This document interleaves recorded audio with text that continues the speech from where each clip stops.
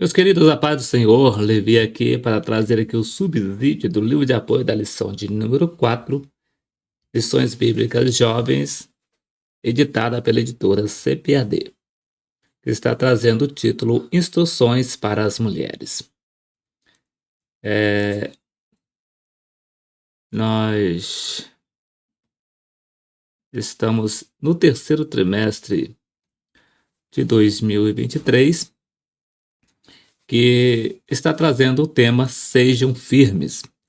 Ensino sadio e caráter santo nas cartas pastorais. Nós já temos passado por 3 lições e na lição de número 1 trouxe o título Introdução à primeira carta a Timóteo. Na lição de número 2, o problema dos falsos mestres.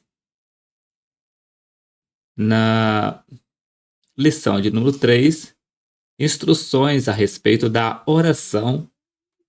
E agora, no próximo domingo, estará trazendo o título Instruções para as Mulheres. E o texto principal nos diz que do mesmo modo as mulheres se ataviem em traje honesto, com pudor e modéstia, não com tranças, ou com ouro, ou pérolas, ou vestidos preciosos. 1 Timóteo capítulo 2, versículo 9. Resumo da lição. A mulher deve se vestir com pudor, de modo a agradar a Deus.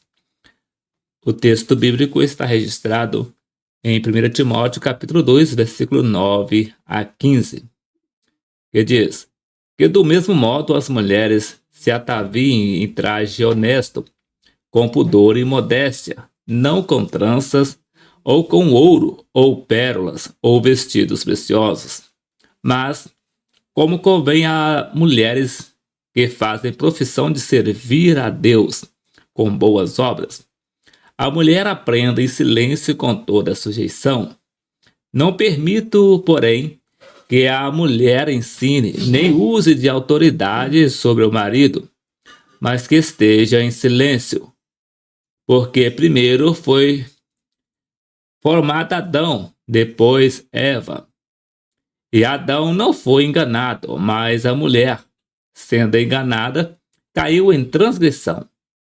Salvar-se-á, porém, dando à luz filhos, se permanecer com modéstia na fé, no amor e na santificação. Introdução. Homens e mulheres são igualmente preciosos para Deus, resgatados pelo mesmo preço, o sangue de Jesus, derramado por todos nós. Isto não pode ser confundido com igualdade de papéis. Homens e mulheres são diferentes, da anatomia à função e posição de cada um na família, na sociedade e na igreja. E no primeiro tópico vai trazer o título A Maneira de se Vestir. No primeiro subtópico, Discrição e Moderação. No segundo subtópico, Situação de Éfeso. No terceiro subtópico, A Proteção do Corpo. No quarto subtópico, Desde o Éden. No segundo tópico vai trazer o título A Conduta das Mulheres na Igreja. Primeiro subtópico, Aprender em Silêncio. Segundo subtópico, A Mulher no Cristianismo. Terceiro subtópico, O Contexto Neotestamentário. No terceiro tópico, traz o título Recomendações a um jovem pastor a respeito das irmãs. Primeiro subtópico, Paulo valoriza as mulheres. Segundo subtópico, Propósito divino. E vindo agora para o livro de apoio, no capítulo de número 4 está trazendo o título Instruções para as Mulheres. E está baseado em 1 Timóteo, no capítulo 2, versículo 9 a 15.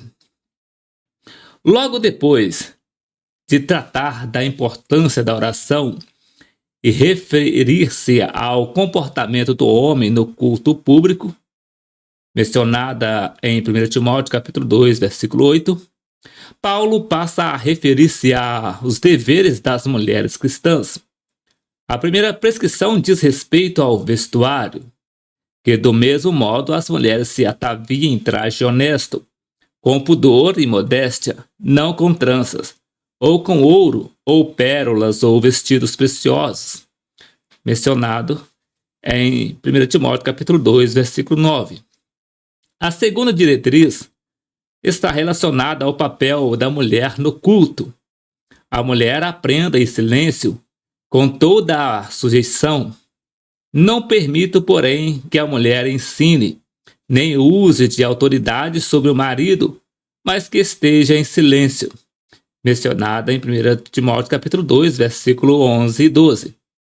Percebe-se também que na segunda prescrição feita por Paulo, está contido um princípio geral relativo ao relacionamento entre a mulher e o seu marido, que é a vedação do uso de autoridade por parte dela, ou seja, uma eventual pretensão de mando. Apesar das muitas discussões sobre o comportamento ideal da mulher cristã, a conhecida pauta dos usos e costumes, devemos considerar que é preciso haver uma distinção clara na conduta das mulheres que fazem profissão de servir a Deus. Quando a mulher realmente assenta no coração o propósito de viver como uma serva de Deus, está pronta para abster-se do padrão definido pelo mundo e buscar um traje honesto com pudor e modéstia, conforme menciona Paulo no capítulo 2 de 1 Timóteo, versículo 9. Todo cristão equilibrado foge do radicalismo e não alimenta o legalismo, mas de igual forma não despreza o ensino bíblico e a correção, que produz a necessária diferença entre quem serve a Deus e quem não serve. É disso que Paulo trata em 1 Timóteo capítulo 2, versículo 9 e 10. A expressão em traje honesto, com pudor e modéstia, deve ser tomada como um princípio de sobriedade, de maneira de vestir-se, aplicável em todas as épocas e lugares, em contraposição ao padrão mundano. A palavra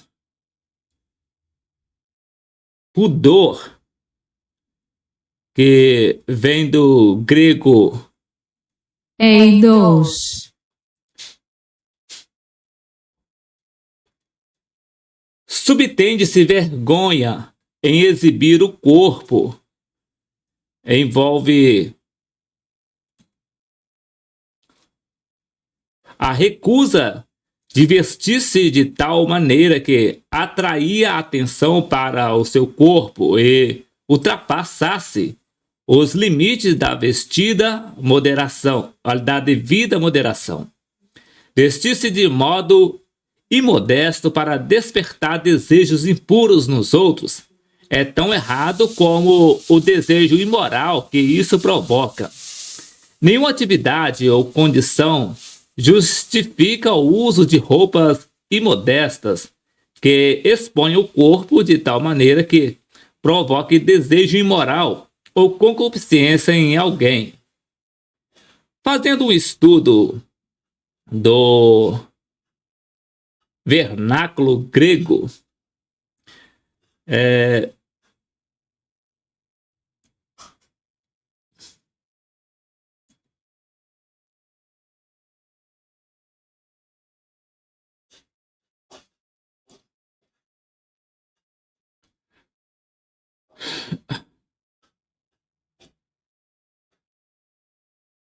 dona de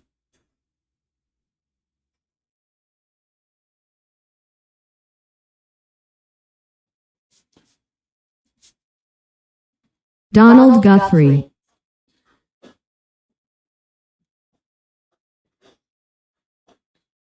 Assim comenta o texto de 1 Timóteo, capítulo 2, versículo 9.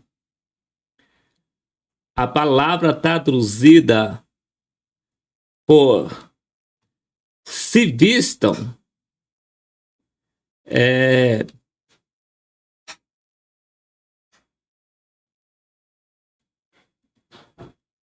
Καταστόη.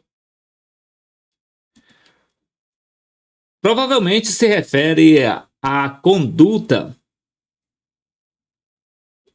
bem como ao vestuário. A ênfase recai sobre a modéstia que acompanha a roupa. Apenas o comportamento ordeiro ou decente está em conformidade com o espírito da adoração cristã. Isso reflete uma atitude mental correta, pois Paulo era suficientemente perspicaz para saber que a roupa de uma mulher é um espelho de sua mente. Ele parece estar excluindo qualquer ostentação exterior por ser contrária a uma atitude de oração e devoção. A palavra decência e discrição são acrescentadas para explicar o que é roupa aceitável. De novo, é uma questão de dignidade e seriedade de propósitos, em oposição à leviandade e frivolidade. Mediante o acréscimo de uma lista de proibições relacionadas com adornos exteriores, Paulo não deixa nenhuma dúvida quanto ao que quer dizer. Fazer tranças nos cabelos era um aspecto comum do penteado das mulheres judias, e as tranças requintadas eram presas com fitas e tiaras. É claro que Paulo não está falando contra a atenção razoável do penteado, mas contra aquele penteado feito para chamar a atenção e que seria inadequado às mulheres cristãs. O mesmo princípio se aplica ao uso de joias ou roupas caras. Qualquer forma de ostentação tendia a prejudicar a finalidade principal da adoração. Uma questão de caráter. O texto paulino indica que, na época, as mulheres não cristãs tinham o costume de usar tranças, ouro, pérolas e vestidos preciosos no afã de tornarem-se atraentes. Os Efésios apelavam muito para a sensualidade por meio da exposição do corpo da mulher. O uso de trajes imodestos era o meio de despertar o desejo sexual masculino, o que acontecia inclusive nos cultos pagãos. As mulheres da igreja Efésias deveriam abster-se de tais usos, preferindo costumes recatados a fim de não chamarem atenção para si e para os seus corpos. Este deve ser o padrão em qualquer época. A descrição da mulher cristã como uma marca da sua conduta, fruto de uma transformação do seu caráter, o que o texto expressa com o uso dos adjetivos da honestidade, do pudor e da modéstia. Infelizmente, tem sido muito comum existirem intensos debates focados em questões externas pontuais, quanto ao problema reside no interior de cada um. Quando somos transformados em nosso íntimo, o que expressamos através de nosso corpo e atitudes tornam-se apenas um reflexo. Enquanto o espírito de sensualidade domina, e a consequência é a rebelde insistência para expor o corpo visando atrair o sexo oposto, ainda que essa intenção não seja reconhecida. Por isso, conforme salientado no comentário do Novo Testamento, aplicação pessoal, o que se verifica do texto é que Paulo enfatizou que o caráter interior era muito mais importante do que a aparência exterior. O padrão de vestir para as mulheres cristãs deveria ser caracterizado por traje honesto. O apelo que Paulo faz aqui é ao bom gosto e ao bom senso na cultura. As mulheres crentes deveriam vestir o seu comportamento de uma maneira que complementasse o seu caráter, em vez de discordar dele. As mulheres que adoravam na igreja cristã não deveriam ser dadas à ostentação, a enfeites caros e a adornos excessivos. Tampouco era apropriado um modo de vestir sedutor ou sexualmente sugestivo. Elas não deveriam prejudicar a adoração, atraindo atenção para si mesma. Dizer que as mulheres de Éfeso não usassem tranças ou ouro ou pérolas ou vestidos preciosos queria dizer, uma vez mais, que a sua ênfase deveria estar não na sua aparência, mas sim em que elas eram. Cobiça e ascensão e assédio sexual. O corpo da mulher deve ser adequadamente coberto para não despertar desejos sexuais. Convém lembrar, contudo, que a mesma Bíblia que reprova o mau comportamento da mulher com a exposição sensual do seu corpo, também condena o pecado do homem, que pelos olhos se dá a cobiça, conforme registra Mateus capítulo 5, versículo 28, Mateus capítulo 6, versículos 22 e 23 e 1 João capítulo 2, versículo 16. De nada vale um culpar o outro, seja o homem cobiçoso culpando a mulher por expor o seu corpo, seja a mulher vestida sem a devida decência, culpando o homem por conta do seu olhar malicioso. Deus não tem o culpado por inocente, conforme menciona Números capítulo 1, versículo 3. Cada um de nós dará conta de si mesmo a Deus, conforme Romanos capítulo 14, versículo 12. Se por um lado, o assédio sexual deve ser reprovado, por outro, é preciso que também reprovemos os comportamentos sensuais e provocativos. O cristão não pode pautar-se pelo mesmo padrão de juízo mundano, no qual falta o devido equilíbrio para censurar o pecado reinante de ambos os lados. Além do mais, há um exacerbado protecionismo da mulher pela cultura atual, como se ela agisse como uma ingênua e inocente vítima do homem em todos os casos. Isso nega a pecaminosidade e a malícia feminina, como fez no Éden. O Senhor exerce e exercerá o perfeito juízo sobre todas as suas criaturas na proporção das suas culpas, conforme vemos em Gênesis capítulo 3, versículo 14 e 19 e Apocalipse capítulo 20, versículo 11 e 12. Uma doutrina de homem, ou uma doutrina de homem? Há quem ignore o ensino sobre a necessidade de vestir-se bem, cobrindo adequadamente o corpo, como se isso fosse uma exigência de homens. No Éden, após a queda, Adão e Eva vestiram-se com aventais de folhas de figueira, conforme vemos em Gênesis capítulo 3, versículo 7. O próprio Senhor preparou para eles roupas decentes, túnicas de peles, conforme nós vemos em Gênesis capítulo 3, versículo 21. O cuidado com o corpo é, portanto, inspirado no ato pessoal do próprio Senhor Deus. O Novo Testamento ensina-nos com clareza que nosso corpo é templo do Espírito Santo, conforme Paulo mencionando aos Coríntios na sua primeira carta, no capítulo 6, versículo 19. A maneira como cuidamos dele deve, acima de tudo, glorificar a Deus, o Senhor, conforme vemos em 1 Coríntios capítulo 10, versículo 31 e Romanos capítulo 15, versículo 1 e 2. A mulher que decide servir a Deus precisa atentar com humildade para esse valioso ensino.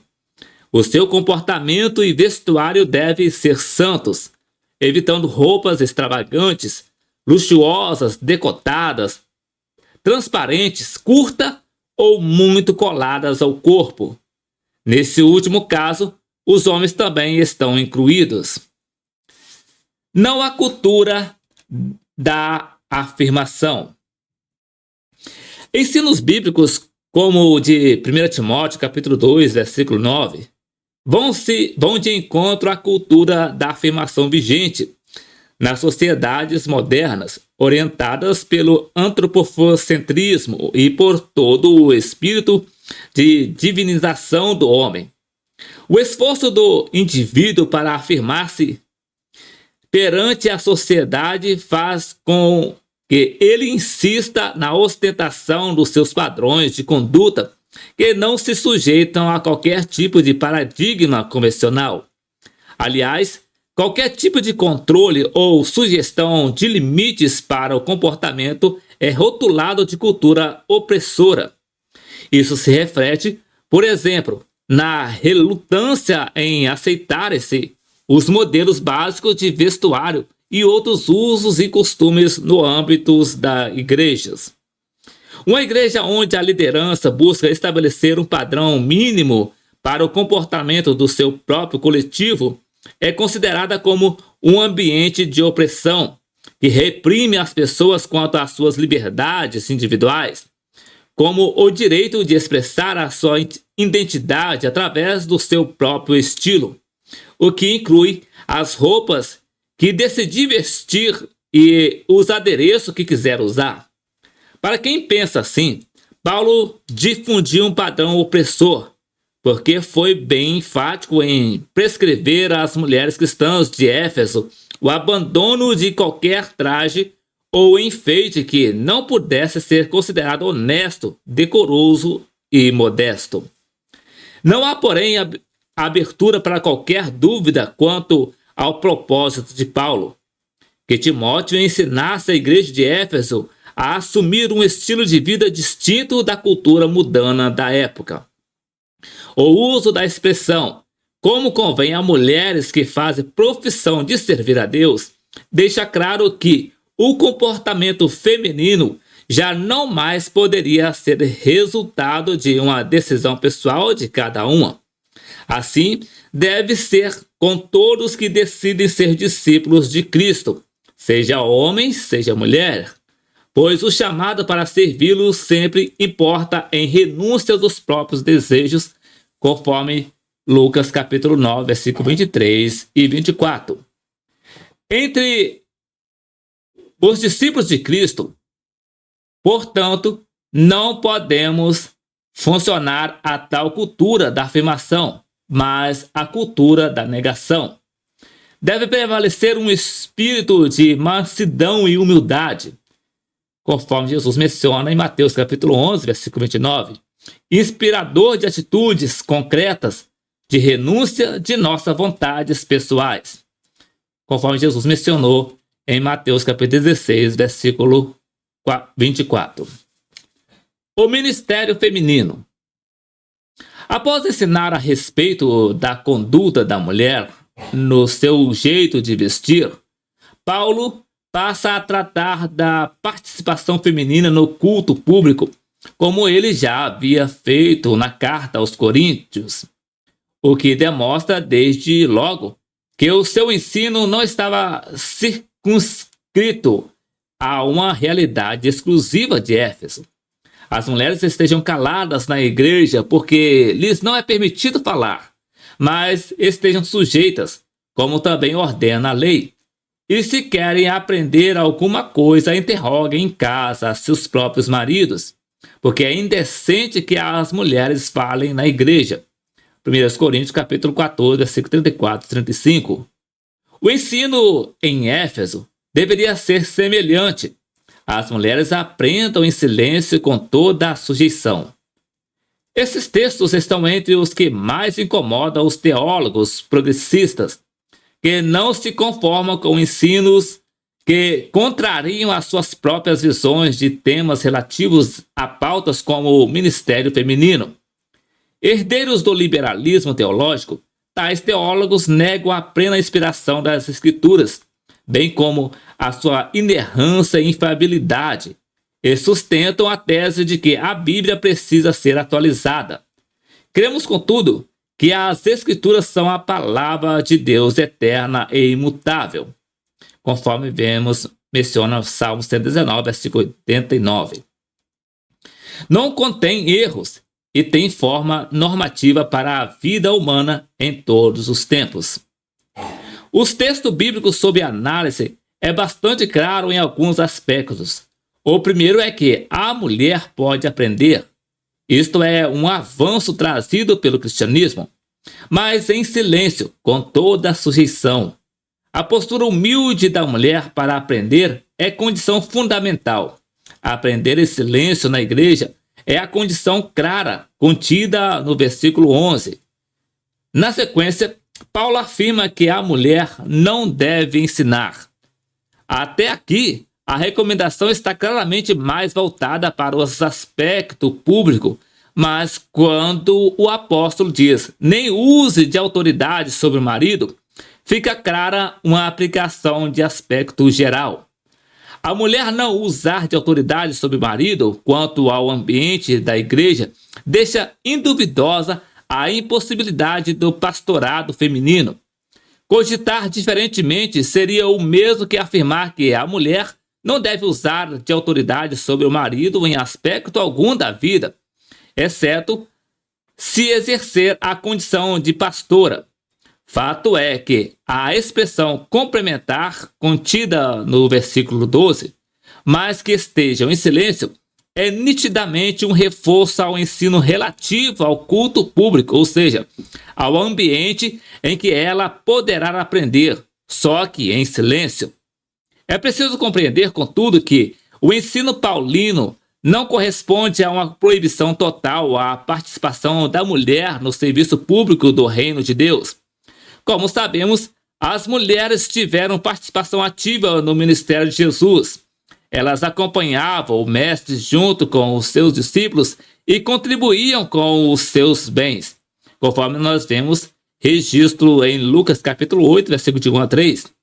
Em vários outros textos do Novo Testamento, elas aparecem como importantes cooperadoras, inclusive ensinando a outros, conforme Atos capítulo 16, versículo 11 a 15, capítulo 18, versículo 24 a 26, Romanos capítulo 16, versículo de 1 a 15, Filipenses capítulo 4, versículo 3 e Colossenses capítulo 4, versículo 15.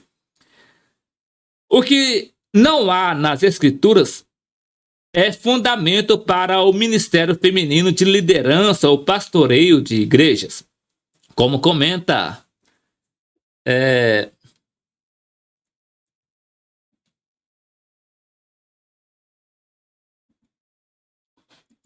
Donald Stamps.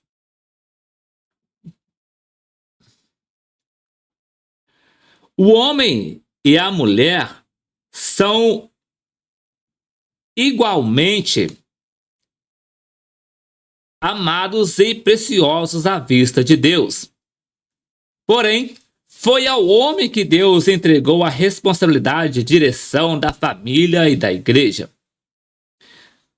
1 Timóteo capítulo 2, versículo 12 a 25, mostra que não é permitido na igreja a mulher ensinar de modo normativo, diretivo e determinante, como faz o dirigente da congregação.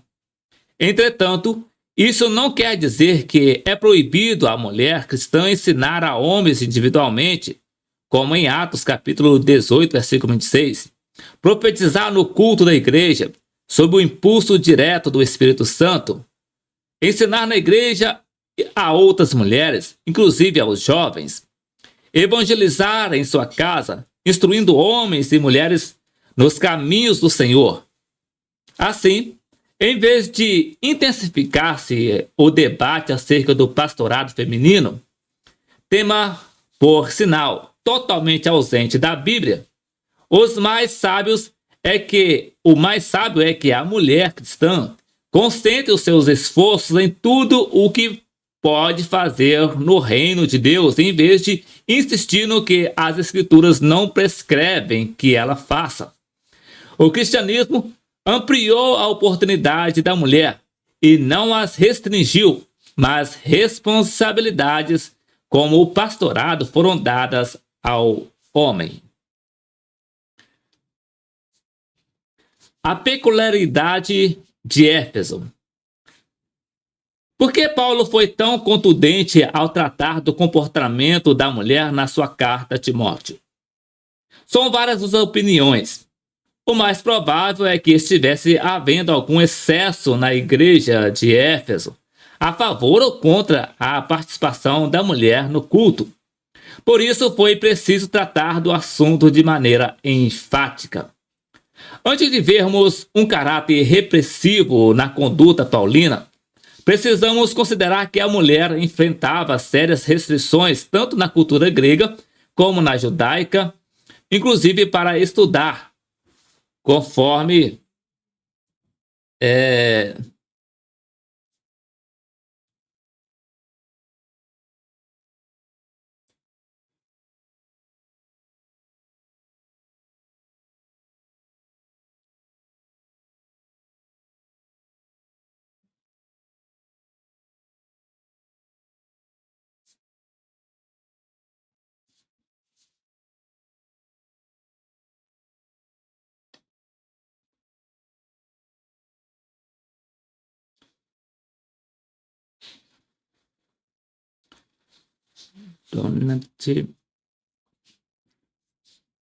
Calma aí. Eu preciso pegar esse nome aqui.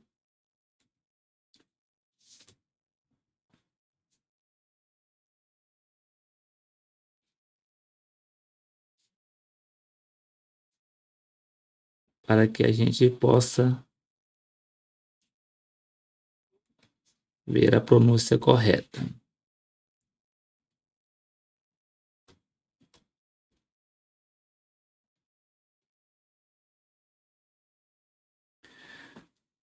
Voltando aqui.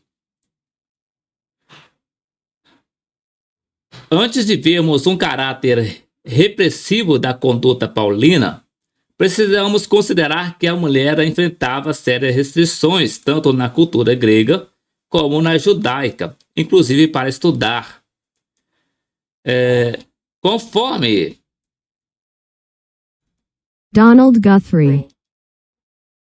Donald Guthrie. Proibições rabínicas eram muito mais sérias do que as proibições cristãs, já que a mulher, embora teoricamente tivesse permissões para ler a Torá em público, na prática não tinha autorização para ensinar nem mesmo crianças pequenas. O que temos então é que o cristianismo trouxe verdadeira revolução quanto à oportunidade de a mulher aprender, e não o contrário. É possível assim que a instrução de Paulo estava apenas trazendo ordem para um aspecto liberalizante e não restritivo produzido pela fé cristã. Independentemente da questão local que tenha chegado à mente de Paulo para que este escrevesse sobre esse assunto tão específico na sua carta a Timóteo, o fundamento para a sua prescrição normativa não é casuístico ou isolado, ou seja, o ensino para que a mulher aprendesse em silêncio não era exclusivo para Éfeso, por alguma distorção local. Se Paulo tivesse terminado seu ensino sobre as mulheres no versículo 12, seria possível aos hermenêuticas progressistas buscarem 1000 razões fora do texto para um suposto porquê da norma contida nos versículos 11 e 12. Contudo, o porquê de a mulher não poder ser a fonte do ensino diretivo da igreja, exercer o ofício de liderança do rebanho, está nos versículos 13 e 14. Porque primeiro foi formado Adão, depois Eva. E Adão não foi enganado, mas a mulher, sendo enganada, caiu em transgressões, ou transgressão. A primeira razão é a precedência do homem em relação à mulher. Quando Gênesis descreve a criação do homem e depois da mulher, em Gênesis capítulo 1, versículo 26, 27, capítulo 2, versículo 18 a 22, está apresentando o propósito divino de ter o homem como líder e a mulher como a sua adjuntora, conforme registra Gênesis capítulo 2, versículo 18. A narrativa bíblica é clara no sentido de a mulher ter sido criada para suprir a necessidade do homem de ter uma companheira, uma auxiliadora que lhe fosse idônea. Foi o próprio Criador quem disse: não é bom que o homem esteja só. Far-lhe-ei uma adjuntora que esteja como diante dele, isto é, que lhe assista. E a segunda razão apresentada por Paulo é o fato de Eva ter sido enganada e caída em transgressão. Eva, ao agir como chefe, independente do seu marido, comeu do fruto proibido. Essas são, portanto, as razões bíblicas citadas por Paulo pelas quais o homem deve ser o chefe e líder espiritual no lar e na igreja. São razões imutáveis, sem nenhuma possibilidade de alteração em função de contextos econômicos, sociais, políticos ou culturais. Calada sempre, ou calada sempre? Os ensinos de Paulo em 1 Timóteo, capítulo 2, versículo 11 a 14, são específicos para o culto público ou também representam um princípio aplicável à vida da mulher em todas as esferas da vida? Como já abordado, a Bíblia apresenta a mulher desempenhando vários ministérios, serviços na igreja. O texto paulino tem uma aplicação no culto público relacionada ao ensino normativo, diretivo e terminante, como já assinalado. Apesar dessa aplicação a priori específica, há que se considera, todavia, que, em um sentido geral, o que a palavra de Deus estabelece é que a mulher deve ter uma vida discreta.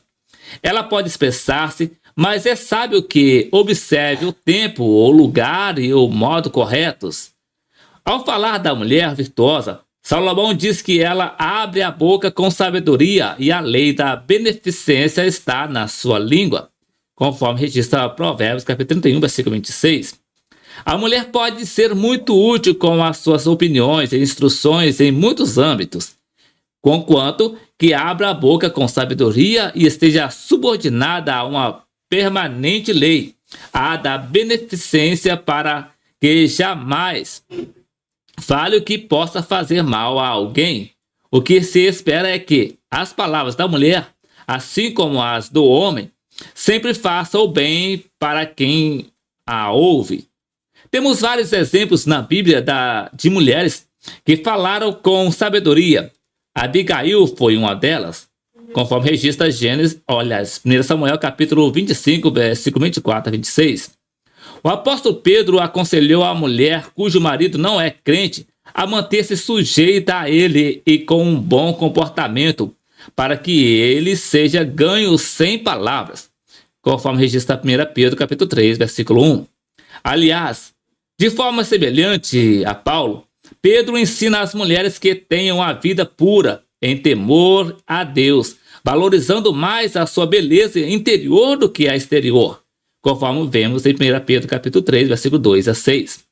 Sem temer a Deus e confiar plenamente na sua palavra, nenhuma mulher encontrará condições de fazer tudo isso, ainda mais numa sociedade tão progressista, na qual as mulheres que ainda resistem e insistem no seu papel de esposa e mãe são desprezadas e até ridicularizadas, notadamente pelo público feminino, ante o espírito feminista que se multiplica em todas as esferas da sociedade e com muita influência nas igrejas evangélicas. O feminismo evangélico. O Brasil é um país majoritariamente cristão e com um contingente evangélico muito grande.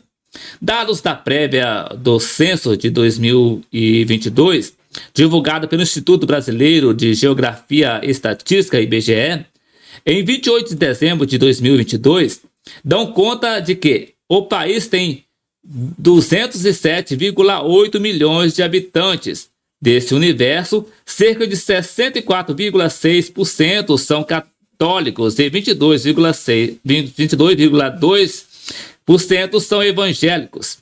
Portanto, em torno de 86,8% da população considera-se cristã. Nos últimos anos, tornou-se bem acentuada a popularização política e ideológica entre direita e esquerda em nosso país, principalmente em função de valores morais e costumes. Dentre os cristãos, a absoluta maioria declara-se de direita. Entretanto, em certos temas, a prática demonstra o contrário. Uma delas é a que trata do papel da mulher e a sua posição na família, na igreja e na sociedade em geral. Cresce assustadoramente no Brasil o chamado feminismo evangélico, fenômeno que já assombrou e causou muitos prejuízos na Europa protestante e nos Estados Unidos da América. Mas, ao que se percebe, a grande preocupação com a esquerda teológica em nosso país tem deixado ao largo um dos mais inflamados temas do esquerdismo, que é o feminismo. Não são poucos os evangélicos que se consideram de direita, mas que, quando o assunto é o papel da mulher, falam e agem segundo a agenda esquerdista, talvez em nome do politicamente correto. O grande problema é que o feminismo evangélico causa na vida da igreja, especialmente pela abertura de caminho para outras distorções teológicas. Estudiosos do assunto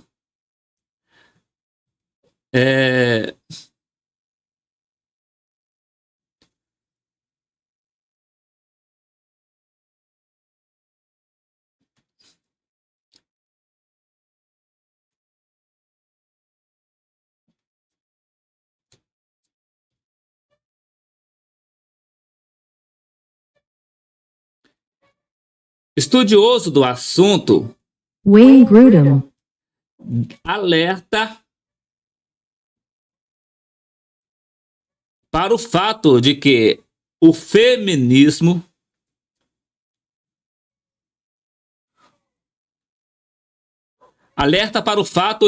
de que o feminismo evangélico está se tornando um novo caminho para o liberalismo teológico para os evangélicos da nossa geração.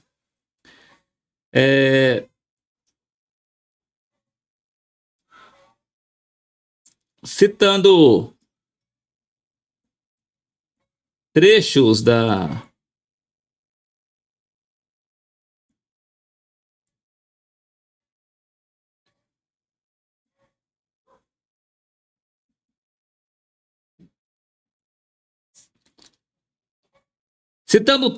da obra Evangelical Feminism, A New Path to Liberalism? Feminismo Evangélico, um novo caminho para o liberalismo, Grudem denuncia o feminismo como uma evidente manifestação da teologia liberal e observa as consequências de negar-se à autoridade das escrituras para acomodar o pensamento feminista moderno. Em vez corroída ou negada a autoridade da escritura, certas consequências decorrem previsivelmente em uma denominação após a outra.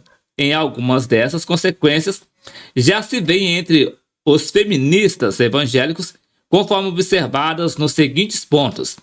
As tendências recentes mostram agora que os feministas evangélicos caminham para a negação de tudo que for particularmente masculino, para um Adão andrógeno, que não é homem nem mulher, e para um Jesus cuja humanidade não tem importância. Esse já é um passo comum nos textos dos feministas evangélicos. Na sequência do seu texto, Grudem aponta que Os passos seguintes são: primeiro, defender que Deus seja chamado de nossa mãe no céu. Segundo, o crescimento movimento a favor da aprovação da legitimidade moral do homossexualismo. E terceiro, a ordenação de homossexuais e a aprovação deles, colocando-os nas altas posições de lideranças da igreja. Essa é uma das razões pelas quais é um terrível engano imaginar-se estar combatendo a esquerda com movimentos políticos, enquanto acolhemos os seus fundamentos em nossos públicos, práticas eclesiásticas e vidas cotidianas, com pouca ou nenhuma contestação, como é o que se vê em relação ao crescente discurso feminista evangélico. A defesa do pastorado feminino é o carro-chefe nesse escandaloso movimento esquerdista.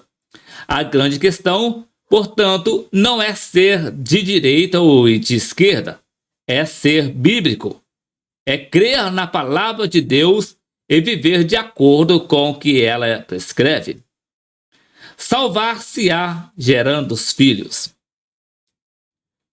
Fechando o ensino relativo às mulheres, Paulo faz mais uma declaração que não encontra consenso entre os exegetas.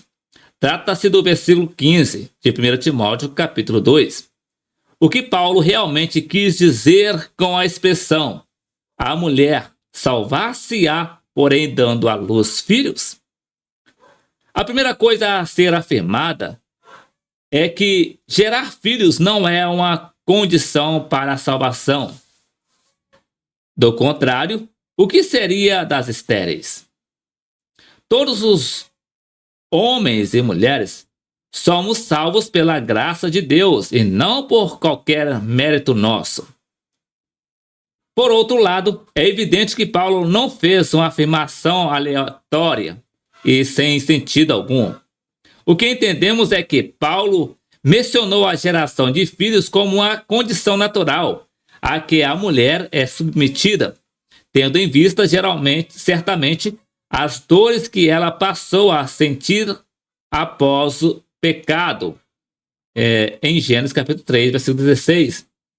Assim como todos os seres humanos devem obedecer a Deus e cumprir os seus propósitos, a mulher deve fazê-lo, exercendo a maternidade propósito a ela atribuído.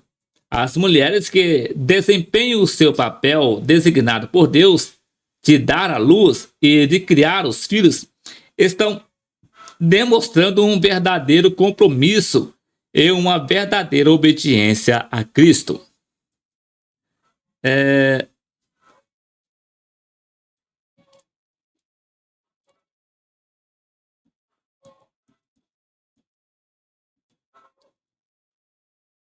John Kelly. Vê uma ligação indispensável entre o versículo 15 e os versos anteriores, no sentido de que Paulo teria tido a intenção de retirar qualquer impressão de que a mulher estivesse sujeita ao desagrado permanente de Deus. Eis que também seria salva. A sua salvação, porém, não se daria por meio de realizar tarefas masculinas, tais como ensinar na igreja, mas sim através da sua missão de mãe. Seu caminho para a salvação, noutras palavras, consiste em aceitar o papel que foi claramente destinado a ela em Gênesis capítulo 3, versículo 16. Em meio de dores darás à luz filhos. Até mesmo isto, no entanto, exige uma qualificação adicional, visto que a maternidade é o destino comum de todas as mulheres. E, de qualquer maneira, a salvação não é obtida mediante meras obras. Destarte, o apóstolo Paulo acrescenta, como uma segunda condição vital, se elas permanecerem em fé e amor e santificação com bom senso. Esta parece ser a única interpretação natural da passagem. Por mais desagradável que a atitude para com as mulheres aqui subentendidas seja, vista por padrões cristãos contemporâneos. Por que será, então, que se discute tanto sobre o exercício de funções executivas para a mulher, inclusive na igreja, e tanto se minimiza o seu papel como esposa e mãe? Não há como deixar de ver nisto, mais uma vez, o esforço humano de tentar fazer prevalecer a sua própria vontade sobre a vontade de Deus.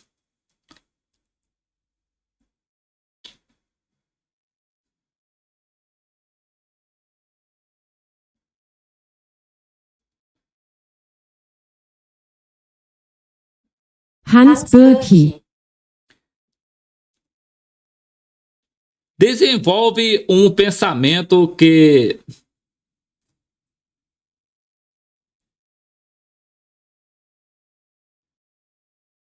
nos faz entender que o ensino de Paulo tinha como finalidade evitar o orgulho espiritual das mulheres, que poderiam passar a acreditar que o fato de receberem dons e desempenhá-los na igreja iria torná-las isentas dos seus deveres primários. Uma profetisa e suas seguidoras, ou um herege e seu grupo poderiam ter declarado por instrução divina: por meio de Cristo, a nova ordem do mundo já se concretizou. Ele libertou a mulher de sua comunhão de jugo com o homem, porque o Espírito de Deus lhe fala diretamente, lhe ordena o que tem de fazer e ensinar.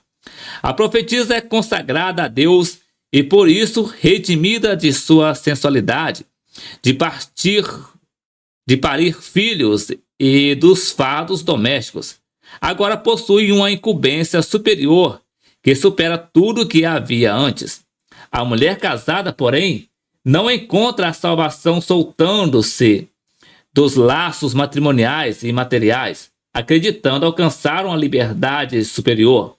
No meio de suas labutas e dores cotidianas, terrenas e naturais, ela é capaz de concretizar em todos os sentidos a santificação, de ativar a fé e o amor, e de fazer brilhar em tudo a verdadeira força ética da mulher. Permanecendo nisso e não se deixando seduzir para outro caminho, ela será salva, mesmo através das dores da maternidade. Nem feminismo e nem machismo. O que se pode ser dito para concluir é que homens e mulheres devem viver em amor, honrando e respeitando uns aos outros, atentos para os seus respectivos deveres. Isto agrada e glorifica ao Senhor Deus. As razões apresentadas por Paulo para tratar da posição da mulher no lar e na igreja não foram culturais, mas bíblicas, logo imutáveis. Bem faremos se atentarmos para o ensino das Escrituras, em vez de enredar-nos com as ideias progressistas, que não encontram outro fundamento senão os próprios desejos da sociedade moderna. Hoje, mais do que nunca, há teologia para todos os gostos. Como Paulo já havia advertido, chegaria o tempo em que a sã doutrina não seria suportada, o que levaria ao surgimento de muitos doutores segundo os desejos das massas, mencionada em 2 Timóteo capítulo 4, versículo 3. A Bíblia não é um livro feminista e nem machista. Ela não tem compromisso com movimentos, conceitos ou ideologias humanas. Como palavra de Deus, prescreve condutas e papéis distintos para pessoas distintas, conforme o plano divino para cada uma delas. Todos os que creem e praticam o que nela está escrito serão salvos se permanecerem com modéstia na fé, no amor e na santificação. Voltando para a lição, a conclusão nos diz: a Bíblia não é um livro feminista e nem machista. Não tem compromisso com movimentos, conceitos ou ideologias humanas. Como palavra de Deus, prescreve condutas e papéis distintos para pessoas distintas, conforme o plano divino para cada uma delas. Todos os que cremos e praticamos o que nela está escrito, seremos salvos se permanecemos com modéstia na fé, no amor e na santificação, conforme menciona 1 Timóteo capítulo 2 e o versículo 15. Então, meus queridos, esse aqui foi o subsídio do livro de apoio da lição de número 4, Lições Bíblicas Jovens, que trouxe o título Instruções para as Mulheres. E na próxima semana, querendo o Senhor Jesus, regressaremos aqui para deixar aqui o subsídio do livro de apoio da lição de número 5, que vai trazer o título Instruções para os Pastores. Então, que Deus e Cristo abençoe a sua vida e até o próximo vídeo, querendo o Senhor Jesus.